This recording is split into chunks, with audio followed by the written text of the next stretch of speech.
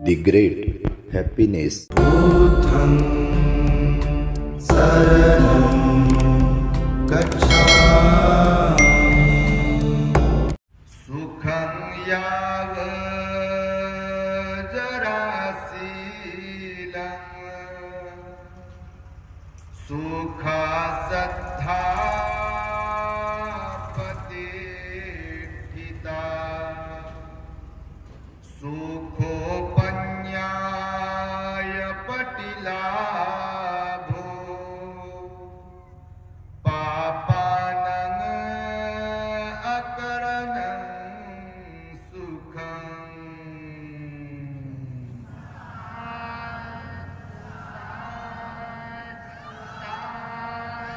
संपूर्ण विश्वाला ज्यांनी सुख शांती मानवता तथा दुःख मुक्तीचा आर्य संदेश दिला, असे ते दुःख मुक्तीचे मार्गदाता दुःख मुक्त महामानव महान कारुणिक तथागत भगवान सम्यक संबुद्ध तथागतांनी आपल्या शुद्ध प्रज्ञेतून निर्मिलेला सद्धम्म आणि त्याच सद्धम्माचा गेली 2500 वर्षांपासून सातत्याने अहोरात्र प्रचार आणि प्रसार करणारा पूजनीय भिक्खू संघ या महान आणि सर्वश्रेष्ठ अशा त्रिरत्नांना प्रथमतः त्रिवार अभिवादन करतो, ज्यांच्या महान आणि असीम त्याग प्रभावामुळे आपल्याला जो हा अनमोल असा बुद्ध धम्म लाभला आणि ज्यांच्यामुळे आपल्याला हे एवढे मोठे वैभव प्राप्त झाले, असे महान युग प्रवर्तक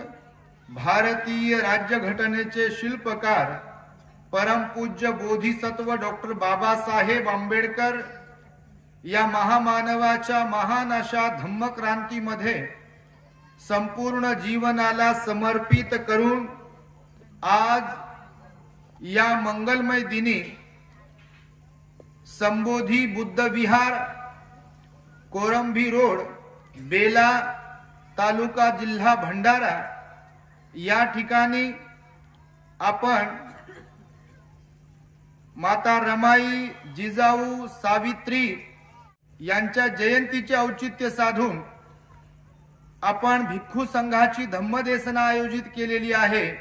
तेव्हा या धम्मदेसनेसाठी माझ्या समवेत धम्म मंचावरती उपस्थित असलेले प्युरिटी ऑफ माइंड या यूट्यूब चॅनलचे संचालक पूजनीय भिक्खू धम्मबोधीजी थेरो, सर्च रिसर्च या यूट्यूब चॅनलचे संचालक भिक्खू यन धम्मानंदजी थेरो, भिक्खू मैत्रेय आणि ज्या श्रद्धावान उपासक उपासिकांनी महिला मंडळांनी आम्हाला इथे निमंत्रित केले, असे सर्व श्रद्धा बुद्धिशील संपन्न कार्यक्रमाचे आयोजक आयोजिका आपल्या बेला येथील आणि भंडारा त्याचप्रमाणे आजूबाजूच्या परिसरातून श्रद्धायुक्त चित्ताद्वारे धम्मदेशना श्रवण करण्यासाठी एवढ्या मोठ्या संख्येने उपस्थित असलेले आपण सर्व श्रद्धावान उपासक उपासिका बालक तथा बालिकांनो, तद्वतच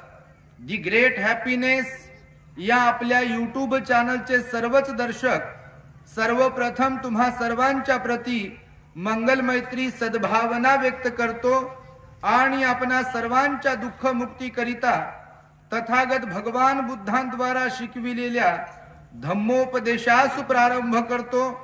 आपण सर्वांनी शांत, एकाग्र आणि श्रद्धायुक्त चित्ताद्वारे या अनमोल बुद्धवाणीला आपल्या हित सुखाकरिता श्रवण करावे, ग्रहण करावे।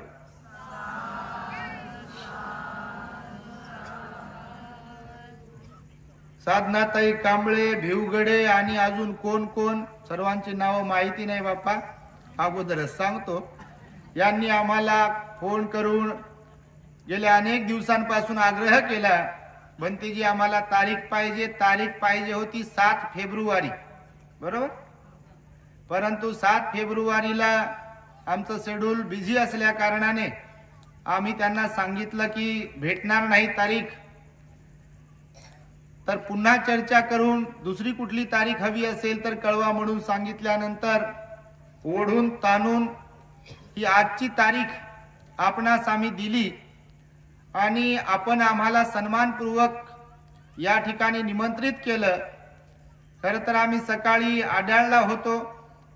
तिथे तिरपुडे आई बाबा जे की धम्मसहलीमध्ये आमच्या बरोबर आले होते आणि त्यांच्या सेवानिवृत्तीच्या कार्यक्रमाच्या निमित्ताने त्यांनी भिक्खू संघास बोलावून संघदानाचा कार्यक्रम आणि जाहीर धम्मदेसनेचा कार्यक्रम आयोजित केला होता. तिथेही फार मोठा कार्यक्रम संपन्न झाला आणि त्यानंतर मग पुन्हा आम्हाला कॉलवर कॉल येत होते, निघाले का आणि आम्ही बरोबर पोहोचलो इथे 5 वाजता. आणि तुम्हा सर्वांना तिथे रस्त्यावर रोडवरती पाहून, सर्व माझ्या माता भगिनींना, पुरुषांना, भावांना पाहून मनस्वी अत्यंत आनंद झाला बघा. तिकडनं आपण लुंबिनी बुद्ध विहारामध्ये आम्हाला घेऊन गेलात. तिथे बुद्ध पूजा झाली आणि तिकडनं पुन्हा इव्हिनिंग वॉक करत करत, खरं तर तो धम्मा वॉक होता, गाडीत बसून कार्यक्रमात बसून बसून ह्या आमचे जाम होते. ते विचारलं महिलांनी, गाडीतून चालता की पायी चालते? तर म्हणे गाडीतूनच चाला. मी म्हटलं गाडीतून नाही, पायीच चालू. तर छान वाटलं आम्हाला, हे गाव पाहता आलं बा तुमचं. तिकडनं इथपर्यंत आलो. इकडे पण प्रचंड गर्दी होती. लुंबिनी बुद्ध विहाराजवळही गर्दी होती, हायवेलाही गर्दी होती आणि आता तुमच्यामध्ये बसलोय आम्ही गर्दीत. तर प्रचंड गर्दी आहे. निश्चितच तुम्ही बुद्ध बाबासाहेबांचे पायिक आहात, अनुयायी आहात. हा कार्यक्रम ज्यांनी ज्यांनी घडवून आणला, या कार्यक्रमासाठी ज्यांनी ज्यांनी कोणतं सहकार्य केलाय, त्या सर्वच दानदात्यांसाठी एकदा त्यांच्या दानाचं, सहकार्याचं अनुमोदन म्हणून आपण साधुकार दिला पाहिजे. माणसं जमवणं, कार्यक्रम घडवून आणणं, पैसा जमवणं ही फार तारेवरची कसरत आहे. त्यातल्या त्यात आपल्या समाजाला सरळ करणं हे लय अवघड आहे. आम्ही लहानपणापासून अनुभवतोय. तुम्हाला वाटत असेल असा हसरा चेहरा दिसते, गाडीतून येतात, पण लय अवघड आहे. तुम्हाला खरंच सांगतो, पण जे अवघड आहे ते आपण सांगत नाही, कारण आपल्यामध्ये पॉझिटिव्हिटी आहे. भगवंताने ती शिकवली. भगवान बुद्ध म्हणाले, जीवनामध्ये पुढे आणि पुढे जायचं असते, थांबायचं नसते आणि मागे तर बिलकुलच जायचं नसते. कारण हे निसर्गाचं चक्र आहे, हे परिवर्तनशील आहे. वेळ बदलते आणि काही काही माणसं इथे वेळ बदलवतात. तुम्ही वेळेसोबत बदलणारे आहात की तुम्ही वेळेला बदलवणारे आहात, हे कुणावर अवलंबून आहे? ज्याचं त्याच्यावर अवलंबून आहे. आणि आपल्या समाजामध्ये जर आपण पाहतो आम्ही तर प्रत्येक ठिकाणी, तुम्ही तर तुमचा तर क्रायटेरिया ठरलेला आहे बापा एवढाच. आम्ही तर पूर्ण महाराष्ट्र काय, महाराष्ट्राच्या बाहेरही फिरतोय.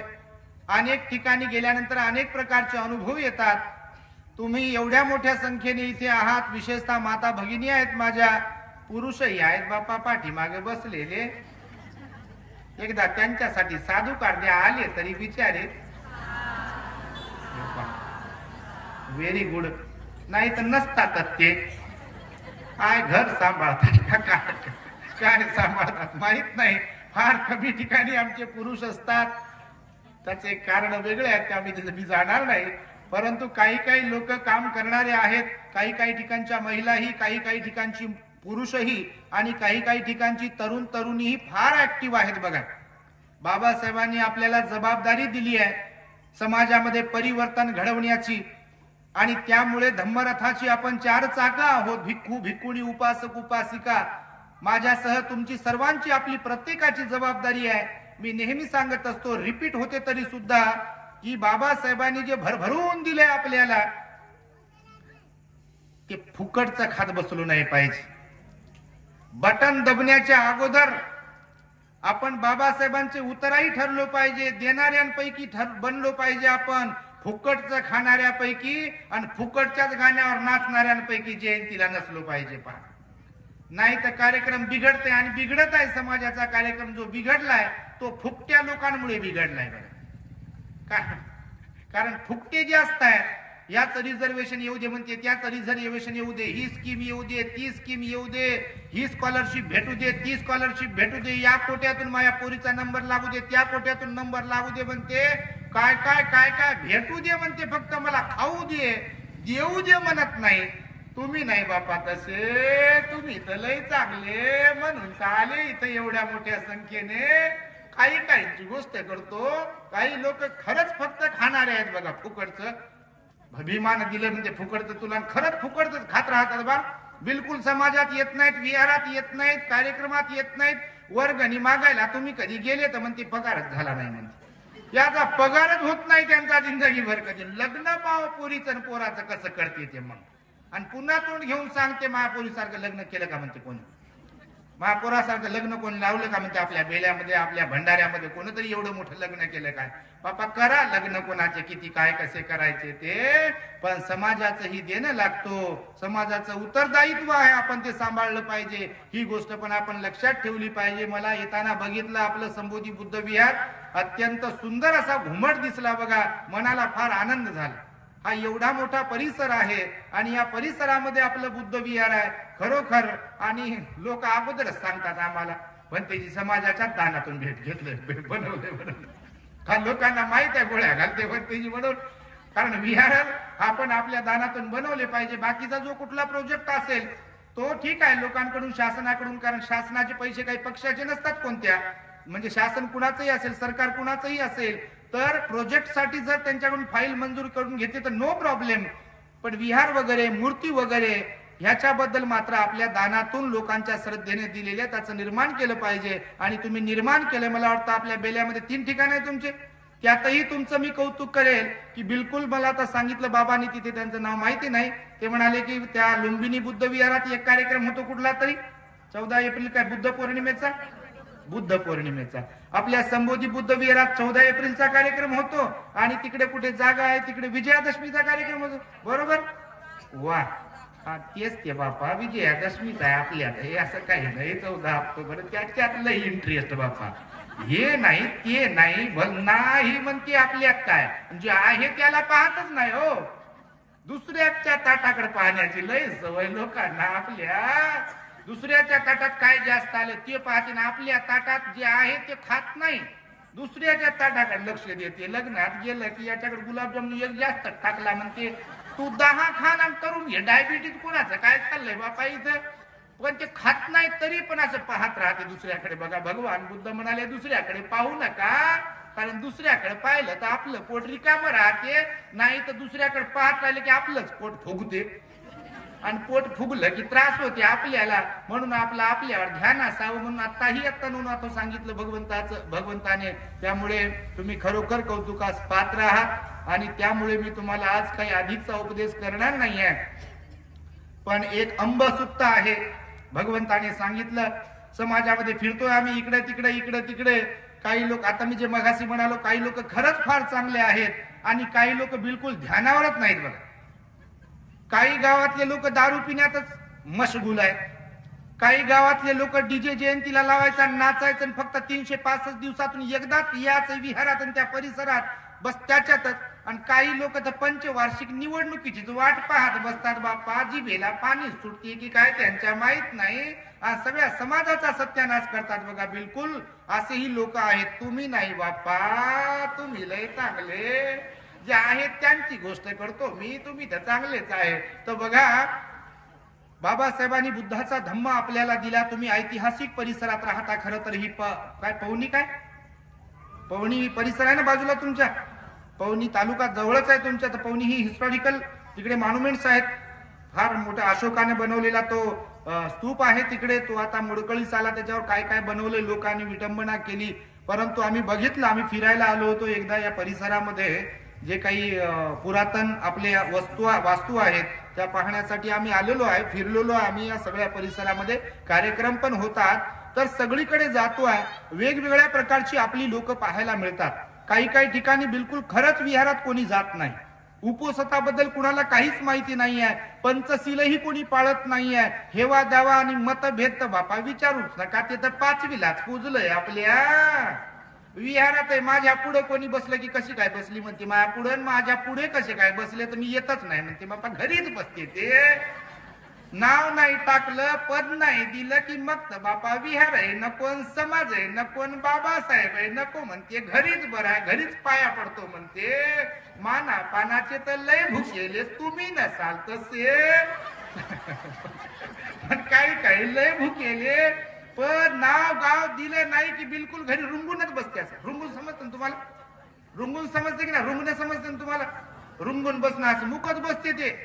चाल म्हटलं की नाही म्हणते कंबर दुखते माझी, चाल म्हटलं की नाही म्हणते घरी पोरगी आली म्हणते माझी, चाल म्हटलं की म्हणते कोणी बाळांतीन झालं म्हणजे. विचारूच नका, कारण सांगण्यात माहीर आहे समाजातले काही लोक बघा. तर म्हणून मी तुम्हाला सांगेल, बुद्धी गहाण ठेवलेल्या मनुष्यांमध्ये परिवर्तन होत नसते. बघा तुम्हाला एक दृष्टांत सांगणार आहे मी. तसा अगोदर सुट्ट सांगतो थोडक्यामध्ये. जरा फास्ट बोलतो मी, कारण वेळ पुढे सरकतो आहे. शरीर थकते, इकडे जरी दिसत नसेल सीसीटीव्हीवर, पण शरीर थकते. भगवंताचं 80 वर्षाचं शरीर झालं होतं बघा.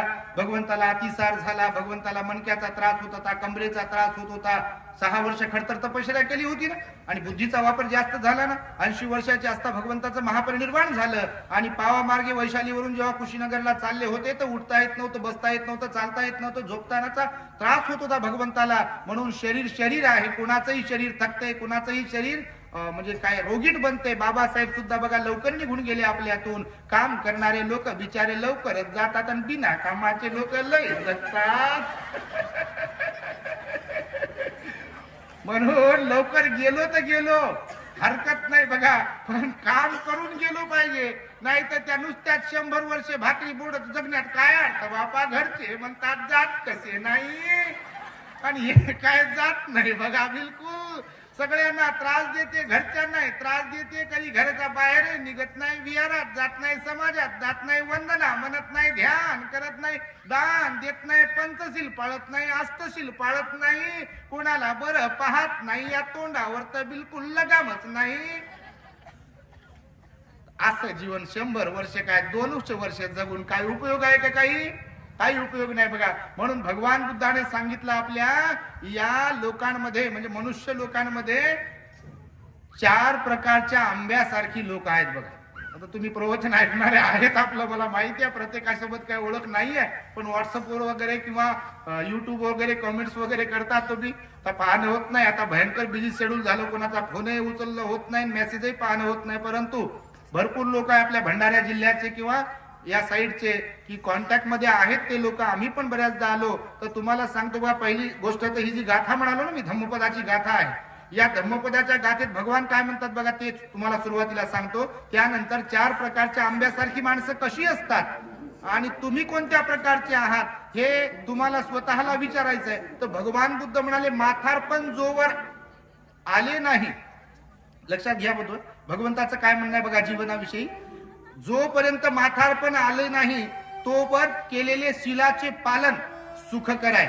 म्हणजे म्हातारा होण्याच्या अगोदर आपण शीलपालन केलं पाहिजे, दान पुण्य केलं पाहिजे, ध्यान केलं पाहिजे. कारण एकदा का म्हातारपण आलं की मग एक तर कान काम करत नाहीत, दुसरी गोष्ट आपले डोळे काम करत नाहीत, तिसरी गोष्ट पाय गुडघे कंबर काम करत नाही. हे एकदम रोगाचं माहेर घन बनते पूर्ण.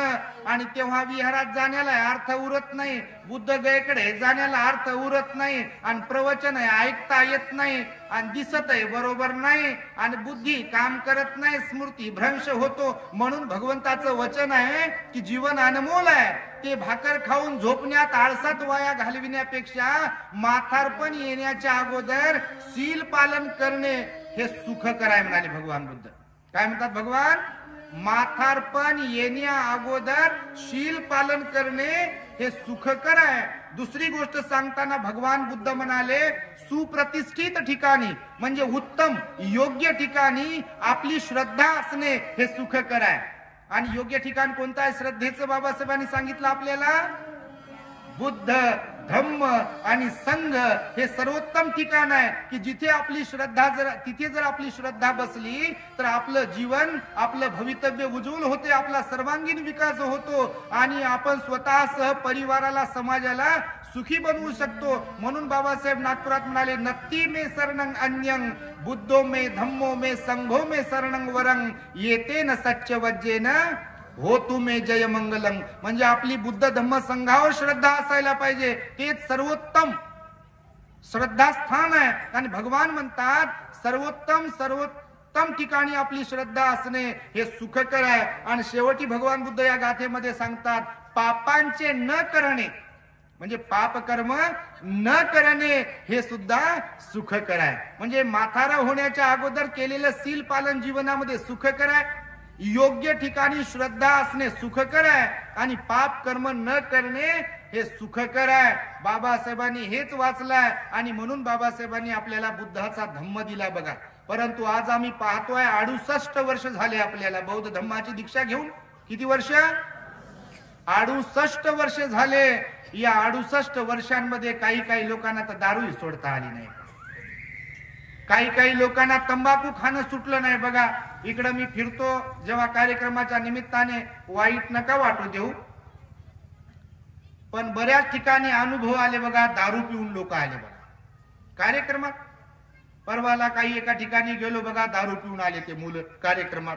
मी म्हटलं किती मोठा बाबासाहेबांचा हा अपमान आहे, किती मोठा हा भगवान बुद्धांचा अपमान आहे. आज काल बघा त्या पंजाब मध्ये एक कोणीतरी व्यक्तीने माथे फिरूने बाबासाहेबांच्या पुतळ्याची विटंबना केली बघा. तुम्ही व्हिडिओ बघितला असेल, तो व्हायरल होतो आहे सध्या. पंजाब मध्ये अमृतसर मध्ये काहीतरी ती घटना घडली बघा. त्याने हातोडी घेऊन वरती बाबासाहेबांच्या इथे उभं राहून हातोडीने बाबासाहेबांचा पुतळा फोडण्याचा प्रयत्न केला बघा. येणारे जाणारे लोक पाहत होते, परंतु ना पोलिसांना कोणी बोलवलं ना त्याला कोणी हटकलं किंवा त्याला कोणी रोखलं बघा. कारण आताचा सध्याचा जो काळ आहे, तुम्हाला मी म्हणजे घाबरून सोडत नाहीये. तुम्ही पण माझ्या मायबापाच्या वयाचे आहात, माता पित्यांच्या वयाचे आहात, तुम्ही पण शिकले सवरलेले आहात. सध्याची परिस्थिती बौद्ध धम्मासाठी आणि बाबासाहेबांच्या विचारांसाठी अत्यंत घातक आणि अत्यंत वाईट आहे. तुमच्या माहितीसाठी सांगतो, तुम्ही कोणतंही क्षेत्र घ्या, इथे प्रत्येक ठिकाणी भगवान बुद्धाला आणि बाबासाहेबांना इग्नोर करण्याचं काम आहे. त्यांना अपमानित करण्याचं काम केलं जात आहे. त्यांचे विचार संपवण्याचंच काम केलं जात आहे. वरवर करणी काय आपल्याला दाखवलं जात आहे, पण आतून मात्र सगळं काही पोखरून टाकल्या जात आहे. याच्यासाठी आपण सर्व लोकांनी बुद्ध धम्माचं आचरण केलं पाहिजे. बाबासाहेबांनी दिलेल्या 22 प्रतिज्ञांचं पालन केलं पाहिजे. बाबासाहेबांच्या प्रती आपली जी इतकी कर्तव्यता आहे, बाबासाहेबांनी जे आपल्याला कामं सांगितले, भारत बुद्धमय करण्याचं काम सांगितलं, शासनकर्ती जमात बनण्याचं काम सांगितलं, शिकून समाजाचा विचार करण्याचं काम सांगितलं, धम्म कार्यासाठी 20वा हिस्सा दान करण्यासाठी सांगितलं, किमान रविवारी बुद्ध विहारात जायला बाबासाहेबांनी आपल्याला सांगितलं. या गोष्टींकडे बऱ्याच लोकांचा कानाडोळा असतो बघा. कारण विकलेला आणि बिलकुल बाटलेला समाज जो असतो, विचाराने जो शूद्र समाज असतो, तो सुधरत नाही, कधी त्यांच्यामध्ये परिवर्तन होत नाही. असे काही लोक भरपूर प्रमाणात वाढत आहेत बघा, जे लोभाला बळी पडलेले लोक आहेत. तुमच्या गावात आहेत की नाही माहित नाही बापा, पण भरपूर ठिकाणी असे लोभाला बळी पडलेले, आपल्या समाजात फूट पाडणारे असे लोक भरपूर आहे बघा. करायला धरायला न येणारे परंतु बिघडवणारे असे भरपूर लोक आहे. खेकडा प्रवृत्तीचे लोक तर सर्रासपणे सगळीकडे दिसतात बघा. कोणी जर समाजातले काही लोक चांगलं काम करत असतील तर त्यांना आडकाठी कशी आणता येईल, त्यांना थांबवता कसं येईल, त्यांना रोखता कसं येईल, त्यांना बदनाम कसं करता येईल, यासाठी सुद्धा आपलेच लोक कधी कधी जबाबदार ठरतात. तेव्हा मनाला वेदना होतात बघा. आणि म्हणून भगवान बुद्धांनी सांगितलं, बाबासाहेबांनी सांगितलं की तुमचे घर तुम्हाला सुरक्षित ठेवता आलं पाहिजे. तुम्ही जर तुमचं स्वतःचं घर सुरक्षित ठेवू शकले नाही, तुमच्या घरावर तुमचं लक्ष नसेल, तुमच्या घरात तुमचं लक्ष नसेल, तर दुश्मन तर टपूनच बसलेले आहे. दुश्मनांचा तर तो अजेंडाच आहे. आणि त्यामुळे मी तुम्हाला सांगतो आहे, बाबासाहेबांनी हा जो धम्म दिला तो आपल्याला टिकवता आला पाहिजे, तो आचरणात आणता आला पाहिजे. नाही तर बोलाचाच भात आणि बोलाचीच कढी. आमच्याकडे जयंती लय चांगली होती म्हणते, आमच्याकडे फलाना असं आहे तसं आहे, वर्गणी होते, सगळं होते, पण आचरणिक जर बाब नसेल, तुम्हाला सांगतो तर सगळं काही शून्य आहे. आणि म्हणून आपल्याला बाबासाहेबांनी दिलेल्या धम्माचं आचरण करता आलं पाहिजे. यासाठी तुम्हाला मी समाजामध्ये कसे 4 प्रकारचे लोक आहेत याबद्दलचा एक भगवंताचा उपदेश सांगतो. भगवंताने अंब सुक्त नावाचा एक उपदेश केला आहे. अंब म्हणजे आंबा, सुक्त म्हणजे उपदेश भगवंताचा. तर भगवान बुद्ध म्हणाले 4 प्रकारचे आंबे आहेत. आंबे किती प्रकारचे? आता मोहर आलेला आहे बघा बऱ्याच ठिकाणी. आंब्याला मोहर आला, नंतर आंबे मग कैरी येते, नंतर ते पकतात, पाडाला येतात, नंतर पिकतात, नंतर तुमच्याकडे मांडे आणि रस खातात. खातात का? नाही खात. भलताच पदार्थ असेल बापा, काय सांगावं कोणता. त्या दिवशी कोणीतरी म्हणे आमच्याकडे रसाळी असते म्हणते, मांडे आणि रस असते म्हणते. असो, खात राहा पोटभर. तर आंब्याचे प्रकार किती आहेत? भगवंतानं सांगितले बघा, आंब्याचे 4 प्रकार आहेत. जसे आंब्याचे 4 प्रकार तसेच मनुष्य प्राण्यांचे सुद्धा 4च प्रकार आहेत. म्हणजे 4च प्रकारचे माणसं आहेत. मग ते घरात असतील वावरणारे, समाजात वावरणारे असतील की अजून कुठं वावरणारे असतील, त्यांचे प्रकार मात्र 4 आहेत. भगवंतानं सांगितला पहिला प्रकारचा आंबा कसा असतो, तर तो दिसायला वरतून लय आकर्षक असतो. बाजारात येतात बघा, आता तर केमिकल वालेच फळं आले. रात्रीतून केळी पिकवते आणि सकाळी मार्केटमध्ये विकायला आणते. देठ हिरवा असते आणि केळी पिवळी असते बघा. ते भरपूर केमिकल मध्ये टाकलेलं असते. भरपूर काय काय कोणत्या फळावरती केमिकल मारतात. भाज्या पण हिरव्या राहाव्यात म्हणून ते केमिकलचा फवारा मारतात म्हणे. आता काय काय निघालं. विज्ञान जेवढी प्रगती करत आहे तेवढाच माणूस माणसाचा घात करण्यासाठी उतरलेला आहे बघा. तर पहिला आंबा सांगितला भगवंताने, वरतून आकर्षक असतो, पिवळा असतो, पिकलेला दिसतो, परंतु खायला गेलं की बेचव असतो. तुम्ही कधी खाल्ले असतील आंबे बापा, तुम्ही कसे नसतील खाल्ले. तर बघा, दिसायला एक आंबा कसा असतो, आकर्षक असतो, परंतु त्याची चव बेचव असते. असेच काही काही लोक असतात म्हणाले भगवान. दिसायला लय सुंदर असते हो, आणि वागण्याला म्हणाल तर बापा बिलकुल लयच बेकार. मग ते घरी असेल की बाहेर असेल, बिलकुल मला पाहन फुलं वाह, नुसतं सौंदर्यच पहा. काय करता, सौंदर्याला पाहून हे सगळं बिघडते बघा एक दिवस. कोणाचंही असो, याला किती आता लोक म्हणे बा भंतेजी त्या दिवशी सांगितलं ते म्हणे काया पालट केंद्र असतात म्हणे भंतेजी. नवरी जाते, नवरदेव जाते म्हणे त्याच्यात लग्नाच्या वेळेला, आणि तो काय काय लावते म्हणे, कोणकोणते थर लावतात, याला पॉलिश लावतात. भगवान बुद्धाने हे काढायला सांगितलं, बरं झालं आम्हाला बाप्पा. आता ते बाबा पाहिले, त्यांचे केस तर बापा ऑरेंज कलरचे झाले. मी म्हटलं नागपूर जवळ असल्यामुळं झाले की काय, तर ते पांढरे झाले असतील. त्याला काय लावलं असेल ते पॉलिश. त्या पॉलिश लावू लावू पुन्हा बिघडले, पिवळे झाले ना. आता पुन्हा कसे होतात काय माहिती, एका रंगाचे काय राहत नाही. म्हणून हे सौंदर्य कायमस्वरूपी नाहीये बघा. तुम्हाला सांगतो, कोणाचंही असो सौंदर्य कायमस्वरूपी नाहीये. दात पडतात, बहिरेपणा येतो, सुरकुत्या पडतात, कमरेतून वाकू, छातीतून वाकू, गुडघे काम करत नाहीत, आपलं डायजेशन सिस्टम काम करत नाहीत, कोणते कोणते आजार होतात, सर्दी होते, खोकला होते, बिलकुल अन्न पचन होत नाही, वेगवेगळ्या प्रकारचे आजार होतात बघा. 40 नंतर प्रत्येकाला आजार होण्यास प्रारंभ होतो बघा. आणि आता तर भारतामध्ये सर्वात फास्ट गतीने जर कोणते आजार होत असतील तर ते म्हणजे एक तर डायबिटीज आहे आणि दुसरा बीपीचा प्रॉब्लेम असेल. आणि त्यातल्या त्यात ते डायबिटीज वाले आणि बीपी वाले जर दुसऱ्याला टेन्शन देणारे असतील आणि स्वतः टेन्शन घेणारे जर असतील तर 8च दिवसात गोळीची पॉवर वाढवतात. आणि पुन्हा डॉक्टरला म्हणते काय झालं असेल म्हणते. आता ते डॉक्टरच डायबिटीज वाला असेल तर मग ते डॉक्टर तरी काय सांगेल. कारण भगवान बुद्धाने सांगितलं मनाचं संतुलन फार महत्वाचं आहे बघा.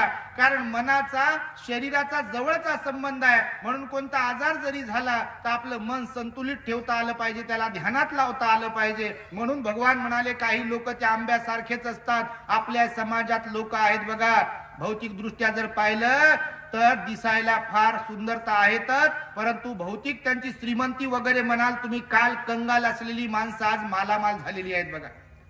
प्रचंड मोठी मोठी माडी जेव्हा आम्ही कुणाच्या घरी जातो भोजनदानाला किंवा गृहप्रवेश किंवा कुठल्या कार्यक्रमाला तर पाहून थक्क होतो बघा. बाबासाहेबांची आठवण येते आम्हाला. अरे काल कवडी मोल जिने वामनचे होते, आज जुळे जगताशी प्रेमाचे नाते, बुद्धाकडे जग हे वळे, भीमा तुझ्या जन्मामुळे. अशी बाबासाहेबांची आठवण. कवडी मोल जीवन होतं बघा. वामनदादांनी लिहिलं. म्हणजे कुत्र्याला किंमत होती, मांजराला किंमत होती, डुकराला, म्हशीला, गाईला किंमत होती, पण माणसांसारखे माणसं असून माणसांना आपल्या किंमत नव्हती. त्या बाबासाहेबांनी या देहाला, या जिंदगीला सजवलं बघा. आणि म्हणून आज गाड्या घोड्या माळी काय काय कोणता पोरगा पोरगी पायलट आहे, कोणाची तर डॉक्टर आहे, तर कोणी इंजिनियर आहे, तर कोणी काय काय आहे. बिलकुल कोणी तर विदेशात जाते, कोणी अमेरिकेला कॅनडाला आहे, कोणी ऑस्ट्रेलियाला आहे, कोणी जपानमध्ये आहे, कोणी चीनमध्ये आहे, तर कोणी अजून कुठे कुठे आहे बघा. लोक जॉबला गेले, कुणाचे मुलं वगैरे, कोणी व्यावसायिक आहे, कुणाकडे जहाज आहेत, कुणाकडे विमान आहेत बघा.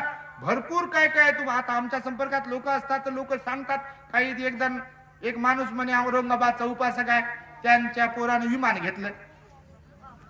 खरंच घेतलं हो, विमान खेळण्याचं नाही तर विमान खरोखरच ओरिजिनल विमान घेतलं. तर व्यावसायिक आहे, त्याचा पोरगा फार शिकला, इंजिनियर झाला आणि विमान घेतलं. फार चांगली अभिमानाची गोष्ट आहे. बाबासाहेबांचं लेकरू जे बाबासाहेबाला बैलगाडीच्या खाली उतरवलं आणि त्याचा लेख जर विमान घेऊ शकते तर याच्यापेक्षा मोठं परिवर्तन अजून कोणतं असू शकते. आणि ही सुद्धा किमया कोणाची आहे तर डॉक्टर बाबासाहेब आंबेडकरांची किमया. तर त्यांच्याकडे आम्हाला बोलवलं बा. ते म्हणे भंतेजी तुम्हाला सांगतो. मी म्हटलं काय सांगता बापा. फक्त 8 एकच आहे म्हणे, कोणाला सांगू नका. मी म्हटलं बाबा ते तर काम सोडून दिले लहानपणीचं, आपण कोणाला इकडचं तिकडं तिकडचं इकडं सांगण्याचे. मीच लोकांना सांगतो की कान भरू नका आणि पाखडत बसू नका, कोणाचं उन्हा धुणं करू नका. तर मी म्हटलं सांगा पटकन बापा काय. तर ते म्हणे भंतेजी मी विमान घेतलं. मी म्हटलं विमान कुठे. ते म्हणे भंतेजी लेकराला खेळण्यासाठी नाही घेतलं म्हणे, मी व्यावसायिक बनलो आहे, माझं स्वतःच विमान मी घेतलं म्हणे. लय भारी वाटलं ना तुम्हाला. खरंच सांगतो मी, कारण बाबासाहेबांना अपेक्षित होतं ना. बाबासाहेब म्हणाले 1 नूर आदमी 10 नूर कपडा. तुमच्याकडे पाहून लोकांना वाटलं पाहिजे की बाबासाहेबांची औलाद आहे.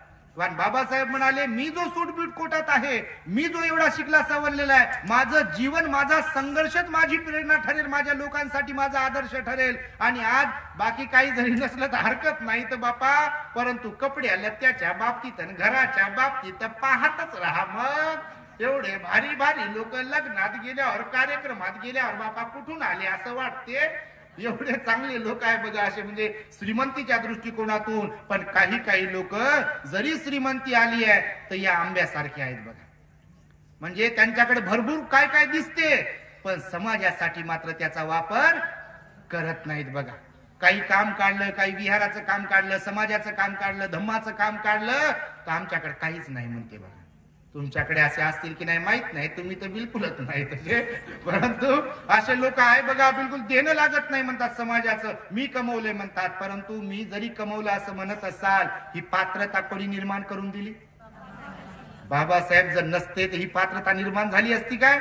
शिक्षणाची समान संधी दिली असती काय.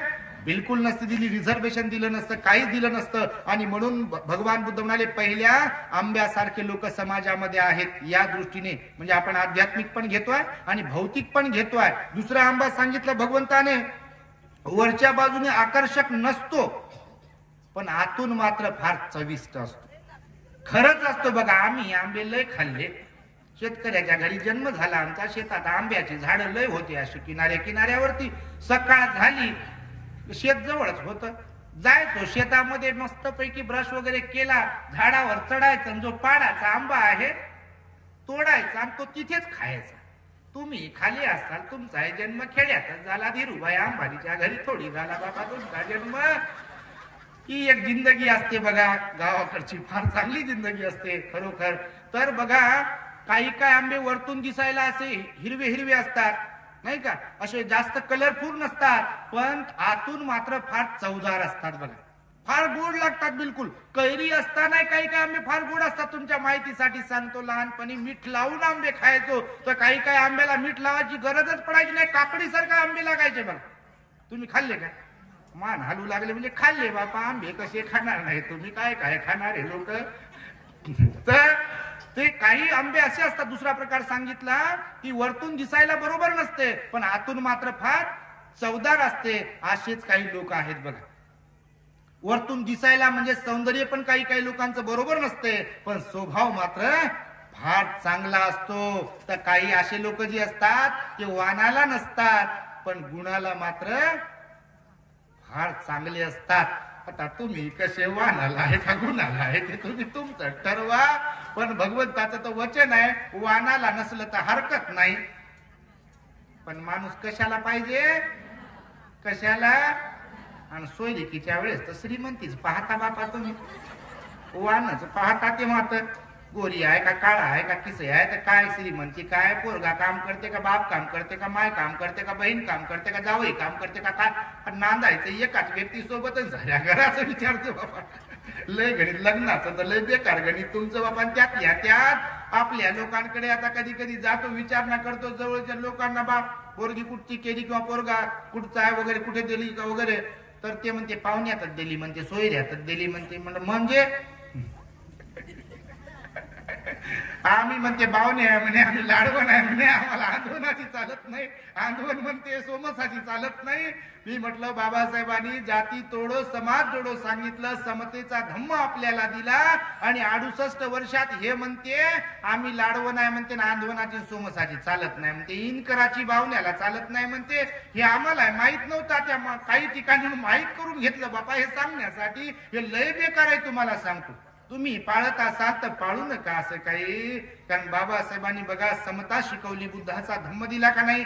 चांगले लोक जर असतील, क्वालिफाईड वेल क्वालिफाईड असतील, गुणवान असतील त्याच्यासह, तर त्या ठिकाणी आपली पोरगी किंवा तिची पोरगी आपण केली पाहिजे. परंतु या सगळ्या काय पोट जाती म्हणतात, पोट जातीमध्ये जर गुंतून राहाल तर लय बेकार हाल होतील बघा येणाऱ्या भविष्यामध्ये. आणि त्यामुळे तुम्हाला सांगतोय की वरतून दिसायला आकर्षक नसतात काही आंबे, पण आतून मोठे चवदार असतात. असे आंबे असतात समाजामध्ये सुद्धा फिरताना आम्हाला हे दिसतात. काही लोक गरीब असतात बिचारे, मध्यमवर्गीय असतात. त्या दिवशी एका आई म्हणे भट्टीजी मी घरकाम करत आहे म्हणे, माझी पोरगी आता शिकते म्हणे, आणि घरकाम करत असताना मी संकल्प केला तुम्ही जे भिकू लोक काम करता म्हणे, मी प्रवचन रोज ऐकतो आणि मला काही फार पगार वगैरे जास्त नाहीये, पण माझ्या मनात विचार आला म्हणे, बुद्ध धम्म संघाच्या प्रती श्रद्धा जागली, बाबासाहेबांचा विचार मला समजला आणि मी विचार केला की मला जे काही पगार मिळते महिन्याला त्यातून मी काही ना काही दर महिन्यात दान तुम्हाला देत राहील म्हणे. हे भल्या भल्याना जमत नाही. तुमच्या माहितीसाठी सांगतो, सगळे श्रीमंत तसे नाहीत, पण सगळ्या श्रीमंतांना हे जमत नाही. पण मध्यमवर्गीय गरीब जे ध्यानावर आहेत त्यांना मात्र हे जमते. आणि म्हणून भगवंताने सांगितलं वरच्या बाजूने आकर्षक नसलेले आंबे असतात काही काही, परंतु आतून चवदार असतात. मला तर वाटते बापा तुम्ही असेच आहे का काय, आतून चवदार असले पाहिजे. तिसरा प्रकार सांगितला भगवंताने की वरच्या बाजूने आकर्षक नसलेले आणि आतूनही बेचव असलेले. हे तर लय डेंजर बापा, वानालाय नाही गुणालाय नाही म्हणते बिलकुल. गरिबी ते गरिबीच असते हो, गरिबी ते गरीब, त्यातून दारू पिते बा. असे असतात आहेत समाजामध्ये लोक बघा, बिलकुल म्हणजे गरिबी पण आहे आणि धर्माचं आचरण करत नाही, धम्माचं आचरण करत नाही, विहारात येत नाही, बिलकुल 18 विश्व दारिद्र्य, आणि पोरं पण वाया जातात मग त्यांचे. कारण भगवान म्हणाले धार्मिकतेसाठी श्रद्धेसाठी गरिबी श्रीमंतीचा विषय नाहीये, शिक्षणाचा असण्याचा नसण्याचा पण विषय नाहीये. तुम्ही धार्मिक असायला पाहिजे, तुम्ही सिलवान असायला पाहिजे, तुम्ही दानी असायला पाहिजे, तुम्ही ध्यानी असायला पाहिजे, आणि त्यासाठी तुमची बुद्ध धम्म संघावर श्रद्धा असायला पाहिजे. म्हणून भगवान बुद्धाने सांगितलं की काही काही आंबे इथे असे असतात की वरतूनही आकर्षक नसतात, दिसायला बरोबर नसतात आणि आतूनही एकदम बेचव असतात. एक घास खाला की आंबा फेकूनच दिला पाहिजे बापा, असं व्हायचं कधी कधी. आणि आता होत असेल तर असे लोक पण आहेत बघा, बिलकुल गरिबी आहे त्यांच्याकडे, परंतु समाजातही येत नाही, सहकार्य करत नाहीत, बाबासाहेबांचं काम करत नाहीत. आणि चौथा आणि शेवटचा प्रकार भगवंताने सांगितला जो सर्वोत्तम आहे. भगवान म्हणाले इथे चौथा आंबा मी पाहतो तो असा आहे की तो दिसायलाही आकर्षक आहे आणि चवीला पण अत्यंत चवदार आहे. हा जो आंबा आहे तो सर्वोत्तम आंबा आहे म्हणाले भगवान. समाजात असे काही लोक असतात, विशाखा, राजा प्रसेनजीत, बिंबिसार, आता भंतेने खेमाराणी सांगितली, खेमाराणी अत्यंत सुंदर होते हे लोक. सुजाता भगवंताच्या काळामध्ये आजही आम्ही पाहतो. तुमच्या महिलांकडे पाहून मला आता येताना आठवलं, तुम्ही श्रावस्तीला जर कधी गेलात बुद्धगयेच्या टूर मध्ये तर बँकॉक सिटी पॉल नावाची एक महिला थायलंडची आहे, त्या अनागारिक महिला आहेत. त्यांनी तिथे कितीतरी एकर जमीन विकत घेतली जेतवनाच्या बाजूला. आता तर सांगतो तुम्हाला, लोक काय करू शकतात, श्रद्धा असेल, चांगुलपणा असेल मनाचा तर धम्माचं काम करू शकतात. त्या महिलाच आहेत, फक्त पुरुष एकही नाही आहे. त्यांनी कितीतरी एकर जमीन विकत घेतली आहे. त्या जमिनीवर त्यांनी भगवान बुद्धाची भव्य दिव्य मूर्ती बनवली आहे. जेतवनाकडे तोंड करून त्या मूर्तीवर 1 इंच सोन्याचा थर आहे. खरं तर थायलंडमध्ये सोन्याच्या मूर्त्या आहेत 1000 किलो 500 किलो. आता आम्ही थायलंडला जाऊन आलो बघा, मी तेच सांगतोय आता नेहमी एवढी श्रद्धा त्या लोकांची आहे आणि त्या महिलांनी तिथे काम केलंय बघा. एवढी विनम्रता त्यांच्यामध्ये, तुम्हाला मी काय सांगू. तुम्ही जर कधी गेला श्रावस्तीला कोणाबरोबर तर तुम्ही त्या जेतवनाच्या बाजूला असलेलं थाई महिलांनी बनवलेलं बँकॉट सिटी पॉल नावाची ती महिला आहे, तिच्या पुढाकाराने सगळ्या महिलांनी बनवलेलं ते विहार बघा तुम्ही. तिथे एक पॅगोडा पण बनवलाय फार उंच, त्याच्यावरती पण सुद्धा जो कळस आहे ना वरती उंच, तोही अत्यंत सोन्याचा आहे. एवढी स्वच्छता, एवढा नीटनिटकेपणा, एवढं सुव्यवस्थापन तिथे म्हणा, एवढी शिस्त आणि एवढी विनम्रता त्या महिलांमध्ये. भंतेजी तर आता बापा लांबून पाहिले की आता खालीच बसते ती बाई. एवढी श्रद्धा बघा. तुम्ही लोक पाहिलं, तुम्हाला पाहिलं उपासकांना येताना धम्मसहलीतल्या की असं हातात जोडतो वागते, आणि इकडं तर बापा पाठीमागच हात करते. मी जय भीम करू का म्हणते बाबा, आणि मी वंदन करू का, मी आमकन ढमकन टमकन काय बटन दबलं की सारं खलास होते. हे कौन लोकांना कळत नसेल, कारण हा अहंकार, इगो, श्रीमंती, पद, प्रतिष्ठा, सौंदर्य ज्याला चिपकू ज्याच्यामुळे अहंकार वाढवला. भगवान म्हणाले एकदा बटन दबलं की सारच्या सार इथंच ना आपण सरणावर असतो बघा, आपली राख होते. आणि त्यामुळे भगवंताचं वचन आहे, म्हातारे होण्याच्या अगोदर आपण चांगले बनलो पाहिजे. म्हातारे होण्याच्या अगोदर आपण काम करू शकतो, कारण म्हातारे झाल्यावर काम नाही करू शकत. म्हातारे झाल्यावर धम्माचं आचरण करू शकत नाही. म्हातारा झाल्यावर आपले गुडघेच काम करत नाही, आपण ध्यान काय करू. म्हातारा झाल्यावर आपली स्मृतीच काम करत नाही, तर आपण धम्माचं कोणते आचरण करू. आणि म्हणून सर्वोत्तम ही जी काही गोष्ट सांगितली भगवंताने, ती म्हणजे वरतून दिसायलाही आकर्षक आहे आणि आतूनही चवदार आहेत. असे काही लोक आहेत. आता तुम्ही कोणत्या प्रकारचे आहात हा तुमचा स्वतःचा प्रश्न आहे, तुम्हाला का मी म्हणू शकत नाही बाबा तुम्ही कोणत्या प्रकारात मोडता. परंतु समाज कार्यासाठी, धम्म कार्यासाठी मात्र आपण आकर्षक नसलो तरी चालेल, वरतून दिसायला म्हणजे श्रीमंतही नसेल तरी चालेल, परंतु धम्म कार्यासाठी आपण पुढे आलो पाहिजे. बाबासाहेबांनी महत्प्रयासाने आपल्याला हा धम्म दिलाय बघा. बाबासाहेब म्हणाले धम्माचा रथ पुढे घेऊन जाता येईल तर ठीक, नसेल पुढे घेऊन जाता येत तर हरकत नाही, त्याला जागेवर थांबू द्या. तुम्ही नाही केलं तर दुसरं कोणी त्याला ओढण्याचा प्रयत्न करेल, पुढे नेण्याचा प्रयत्न करेल, परंतु चुकूनही तुम्ही त्याला मागे आणण्याचा काम करू नका. आणि त्यामुळे बाबासाहेबांनी इशारा पण गर्भित इशारा दिला आपल्याला.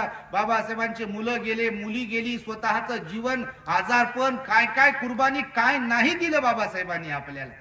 आज सगळं काही जे आहे ते फक्त आणि फक्त बाबासाहेबांमुळे आहे, हे कायम लक्षात ठेवलं पाहिजे. आणि बाबासाहेबांच्या महान उपकारांची जाणीव ठेवून आपण समाजाचं देणं लागतो. आपण धम्म कार्यामध्ये उतरलो पाहिजे. आपल्यातला अहंकार, मीपणा हा बाजूला ठेवला पाहिजे आणि बाबासाहेबांचं प्रामाणिक काम केलं पाहिजे. आपल्यासारखा जर अहंकार, मीपणा आणि स्वार्थीपणा बाबासाहेबांमध्ये जर असता तर एका क्षणासाठी तुम्ही कल्पना तर करून पहा आपले काय हाल असते. जर यदा कदाचित बाबासाहेबांनी शिक्षणाचा अहंकार बाळगला असता, जे लोक आपले काही काही बाळगतात, जर श्रीमंतीचा अहंकार बाळगला असता बाबासाहेबांनी, किंवा मीच का करून मला काही देणं घेणं नाही, माझी बायको गेली, माझे मुलं गेले, माझी मुलगी गेली, असा विचार यदा कदाचित बाबासाहेबांनी केला असता तर आपल्या वाट्याला हे सुखाचे दिवस आले असते काय? आले असते काय? बिलकुल नसते आले. आणि त्यामुळे आपण प्रत्येकाने बघा समाज कार्यासाठी एक येत्रा होत राहावं. पुढे आणि पुढे जाण्यासाठी, समाजाचं काम करण्यासाठी आपण सहकार्य करत राहावं. कारण हे काम पण मला वाटतं करायचं आहे. काही काही ठिकाणी कॉलम टाकून ठेवलेले आहे, ते कामही झालं पाहिजे, समाजाच्या दानातून काम झालं पाहिजे. आणि म्हणून मी तुम्हाला सांगितलं, बुद्धी गहाण ठेवलेल्या मनुष्यांमध्ये परिवर्तन होत नसते. तुम्हाला गाढवाचा दृष्टांत मी सांगत असतो, तो माहित असेल तुम्हाला चांगल्या प्रकारे. नेहमी सांगत असतो मी बघा की समाजात खरंच त्या गाढवाच्या प्रवृत्तीसारखे लोक आहेत. काही काय तुम्ही नाही बापा, नाही तर मला म्हणाल बाबा तिच्या आम्हालाच म्हटले की काय, तुम्हाला नाही म्हणत. परंतु शेवटचा छोटासा शॉर्ट मध्ये दृष्टांत सांगतो, कारण बुद्धी गहाण ठेवलेले लोक खरंच त्या गाढवाच्या प्रवृत्तीसारखे असतात. कारण जंगलाचा राजा जो सिंह असतो तो म्हातारा झालेला असतो, आणि तो म्हातारा झाला असल्या कारणाने कोल्हा त्याला हेरतो. कोल्हा येऊन विनंती करतो, म्हणजे दृष्टांत आहे, नाही तर तुम्ही म्हणाला असं कुठं होते का बापा, तर बोध घेण्यासाठीचा दृष्टांत. कोल्हा येऊन त्या जंगलाच्या राजाला, सिंहाला म्हणतो की महाराज तुम्ही म्हातारे झालेले आहात, माझ्या डोक्यात एक युक्ती आली. सिंह म्हणते काय, तर तुमची सेवा करायची म्हणते मला शेवटपर्यंत निस्वार्थीपणे, माझा काही बिलकुल कुठल्याही प्रकारचा मानस नाही, इच्छा नाही. तर राजा म्हणते हरकत नाही, आता फुकटचा सेवक कोणाला नको आहे, कोणाला वाटते फुकटचा सेवक. तर तो कोल्हा म्हणे बा, तर राजा म्हणे काय करू शकतो, तर ते म्हणे महाराज या तुमच्या गुफेच्या जवळपास जेव्हा शिकार चालून येईल तेव्हा मी तुम्हाला सूचित करतो, मग तुम्ही जवळ आलेली असल्या कारणाने तुम्हाला काही धावावं लागणार नाही, पळावं लागणार नाही, दूर जावं लागणार नाही, लगेच झडप टाकायची, ती शिकार खायची, तुम्हाला जेवढं खायचं तेवढं तुम्ही खा आणि उरलेलं मी खातो. सिंह म्हणे हरकत नाही, युक्ती तर चांगलीच आहे, मी म्हातारा झालो, जास्त पळू शकत नाही. तर मग चालले दिवस असे एक एक एक एक दिवस. आता त्या कोल्ह्याची चतुराई त्या जंगलातल्या सगळ्या प्राण्यांच्या लक्षात आल्यामुळे नंतर काही दिवसानंतर कोणताच प्राणी कोल्ह्याच्या जवळ येईना. पण एक दिवस गाढव आलं त्याच्या जवळ, आणि गाढवाला मग कोल्हा म्हणे बा गाढव दादा, असेच लोक म्हणतात निवडणुकीच्या वेळेला, पहा तुम्हाला अनुभव आला असेल कोणाला तर ते म्हणे कोल्हा गाढव दादा, ते म्हणे काय, तर राजाचा एक आदेश आहे म्हणे. ते म्हणे काय बापा, माझ्यासाठी कोणता आदेश असेल, तर म्हणे राजाचा आदेश असा आहे की राजा म्हणतो, जंगलाचा राजा सिंह, एवढे दिवस झाले मीच जंगलाचा राजा आहे, पण माझ्या कारकिर्दीत मला गाढवाला एक दिवसाचा का होईना राजा बनलेलं पाहायचंय. याची छाती तर लयच फुगली अशी. कोणाची फुगल बापा, स्वार्थ दाखवल्यावर लोभ दाखवल्यावर, म्हणून तर 3-13 वाजले सगळे. तर ते गाढव म्हणे मग काय म्हणणार राजाचं, तर कोल्हा म्हणे की तुम्हाला मीटिंग करावं लागेल, बैठक घ्यावी लागेल ना, भेटावं लागेल राजाला. तर गाढव तयार झालं बा. आता गाढव होत इथं माणसांना कळे ना, तर गाढवाला काय कळेल. तर गाढव तयार झालं, निघालं. कोल्हा पुढं गाढव मागे. गाढवानं जाता जाता विचार केला की बा आपण चाललोय खरं, पण या कोल्ह्यावर काय विश्वास ठेवावा, सिंहावर पण काय विश्वास ठेवावा, त्यानं जर झडप टाकली तर आपलं काही खरं नाही. म्हणून याच्या डोक्यात आलं की आपण सावध भूमिका घेतलेली बरी, जाऊ खरं आपण सावध राहू. हे गेलं त्या गुफेच्या खालीपर्यंत, पण पलटी मारून थांबलं, म्हणजे जंगलाकडे तोंड आणि गुफेकडे पाठ केली गाढवाने. कोल्हा गेला सांगायला राजाला, सिंहाला, आणि सिंह आला. आता सिंह भुकेला होता, हे गाढव तयारच होतं. याला वाटलं बा झडप जर मारली तर आपलं काही खरं नाही, आपण पळण्याच्या तयारीत राहू. आणि मग ते सिंह आला, खरंच म्हातारा झाला होता आणि भूक लागली होती, त्याला मारली झडप. त्यानं जशी झडप मारली तर गाढवानं धूम ठोकली, पण झडप मारली खरी तर गाढवाची शेपटी त्याच्या हातात तोंडात आली, शेपटी तेवढी तुटली. गाढव पळालं पुढं, गाढव पुढं, कोल्हा त्याच्या पाठीमाग. फार दूर गेल्यावर गाढव थांबलं, मग कोल्ह्याने गाठलं. तर गाढव म्हणे कोल्ह्या, तू मला धोका दिला बरे. तर कोल्हा म्हणे बा धोका दिला नाही, माझं ऐकून तर घे. ते म्हणे काय ऐकून घेऊ, बरं झालं माझ्या गळ्यावर झडप नाही मारली, शेपटी तुटली तेवढी. कोल्हा म्हणे ऐकून तर घे. म्हणे काय ऐकू, ते म्हणे ऐकून तर घे, राजाला तुला राजा बनवायचा आहे. तर म्हणे मग शेपटी कशाला माझी तुटली, बरं झालं शेपटी तुटली. ते म्हणे तसं नाही, राजा बनल्यानंतर काही अटी आणि शर्ती असतात. ते म्हणे कोणत्या अटी आणि शर्ती, हे राजा बनल्यानंतर असं सिंहासनावर बसावं लागते, आणि सिंहासनावर बसताना तुझी शेपटी डिस्टर्ब करू नये, अडथळा ठरू नये, म्हणून शेपटी तोडली. जर मारायचा असता तर तुझ्या नरडीचा घोट नसता घेतला काय. गाढव होतं. गाढव म्हणे खरंच आहे गड्या. तर म्हणे गाढव आता काय करावं लागेल, आता कशाचं काय, तर पुन्हा जावं लागेल, म्हणजे राजाला भेटावं लागेल, भेट होणं महत्वाचं आहे, म्हणजे मीटिंग झाली पाहिजे. गाढव तयार झालं, पुन्हा गेलं गाढव, पुन्हा गेलं. पुन्हा याच्या मनात विचार आला बा अजून एखादी झडप मारली तर काय करावं आपण. तर हे गेलं, पुन्हा जाऊन सावधपणे थांबलं. सिंह भुकेलाच होता. सिंह आला कोल्ह्यानं बोलून आणल्यानंतर, आणि सिंहानं पुन्हा झडप मारली. सिंहानं पुन्हा झडप मारली खरी तोंडाकडून, परंतु सिंह म्हातारा होता, त्याची झडप बरोबर बसली नाही, आणि दुसऱ्या वेळेला गाढवाचे कान हातात आले, ते दोन्ही कान तुटले. गाढवानं ठोकली धूम, गाढव पुढं, कोल्हा मागे. पुन्हा कोल्ह्यानं गाठलं त्याला जंगलामध्ये, आणि गाढव म्हणे कोल्ह्याला तू मला पुन्हा दुसऱ्यांदा धोका दिला. ते म्हणे धोका बिका नाही, मला विचारतं की कानच कसे तोडले. ते म्हणे सांग बापा आता तुझं ऐकतो मी. तर ते म्हणे कोल्हा की बघ म्हणे राजा बनल्यानंतर सिंहासनावर बसल्यानंतर राज्याभिषेक होतो आणि राज्याभिषेकाच्या वेळेला मुकुट डोक्यावर चढवावा लागतो आणि मुकुट चढवत असताना तुझे कानामध्ये आडवे येऊ नये, अडथळा करू नये म्हणून कान तोडले. गाढव पुन्हा तयार झालं ना बाप्पा जाण्यासाठी. गाढव गेलं बा पुन्हा तिसऱ्यांदा आणि आता त्याला वाटलं की बा आता काय आपल्याला सिंह मारत वगैरे नाही, कारण कोल्ह्याच्या वरती विश्वास ठेवला त्यानं, पण हे बेसावत झालं होतं तोपर्यंत. आणि हे गेलं तिथं आणि सिंहाला कोल्हा म्हणे काय महाराज तुम्ही जंगलाचे राजे, असे कसे राजे, तुम्हाला गाढवाची शिकार करता येईना, तुम्ही काय कामाचे नाही. सिंहाला ताव आला आणि गाढव पुन्हा तिसऱ्यांदा गेलं आणि सिंहानं खरंच झडप मारली या तिसऱ्या वेळेला आणि गाढवाच्या नरडीचा घोट घेतला, त्याचा फडशा पाडला आणि सिंह थकलेला होता. कोल्ह्याला म्हणे मी गुफेत जातो आता आणि तू काय कर, गाढवाचा मेंदून काळीच तेवढं माझ्यासाठी घेऊन ये म्हणे बा आणि बाकीचं तू खा. कोल्ह्यानं विचार केला, सिंह गेला निघून गुफेत. कोल्ह्यानं विचार केला एवढे दिवस झालं मी सेवा करत आहे, मला कधी म्हटलं नाही की बा हे खा ते खा, उरलेलंच खाऊ घातलं, तर आता मीच मेंदू खातो आणि मीच काळीज खातो आणि त्याला बाकीचं नेऊन देतो राजाला. आणि कोल्ह्यानं तसंच केलं. तर राजा म्हणे मेंदू कुठे आहे आणि काळीज कुठे, हृदय कुठे?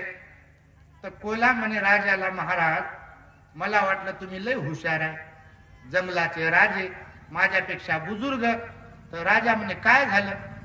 तर तो कोल्हा म्हणे महाराज मला सांगा, पहिल्यांदा गाढवाची शेपटी तुम्ही तोडली, दुसऱ्या भेटेत गाढवाचे तुम्ही कान तोडले, हे दोन्ही तोडल्यावर तिसऱ्यांदा गाढव तुमच्याकडे येण्यासाठी तयार जर झालं असेल आणि झालं आलं तुम्ही त्याला मारलं, अशा बिनडोक बुद्धिहीन असलेल्या, बिलकुलच वरचा मजला रिकामा असलेल्या गाढवाला मेंदू आणि हृदय असेल तरी कसं? सिंह म्हणे हो गड्या खरंच आहे म्हणे.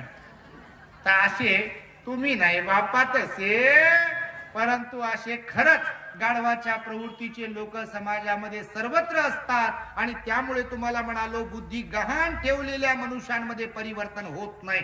म्हणून काही लोक जैसे थे आहेत. बाबासाहेबांनी जरी धर्म दिला धम्म दिला आपल्याला, तरी सुद्धा अंधश्रद्धा सोडली नाही काही लोकांनी अजून अद्याप. तुमच्या माहितीसाठी सांगतो, बाबासाहेबांनी धम्म दिला पण पंचशील पाळणं होत नाही काही लोकांच्या वती. बाबासाहेबांनी धम्म दिला पण विहारात जाणं होत नाही. बाबासाहेबांनी धम्म दिला परंतु त्याला समजून घेणं होत नाही आणि त्यामुळे फक्त जयंतीलाच इथूनच जय भीम बोलोन किधर भी चलो, जय भीम बोलोन डान्सच करून, जय भीम बोलोन मलाच पाहून फुलं वाहो, बस एवढंच चाललंय बघा. आणि त्यामुळे तुमचं तर कौतुकच करतो बापा. जे असे आहेत त्यांच्यासाठी हा उपदेश होता. निश्चितपणे आपण सर्व सुज्ञ आहात, काम करत राहावं, बाबासाहेबांचं धम्माचं काम करत राहावं, बुद्ध धम्म संघावर आपण अशीच श्रद्धा ठेवावी, यासाठी म्हणून तुम्हा सर्वांच्या प्रती मंगल मैत्री व्यक्त करतो आणि माझ्या शब्दांना इथे मी पूर्ण विराम देतो. भवतो सब मंगलम रक्षन्तु सब देवता सब बुद्धानुभावेन सदा सुखी भवन्तु ते. भवतु सब मंगलम रक्षन्तु सब देवता सब धम्मानुभावेन सदा सुखी भवन्तु ते. भवतु सब मंगलम रक्षन्तु सब देवता सब संघानुभावेन सदा सुखी भवन्तु ते.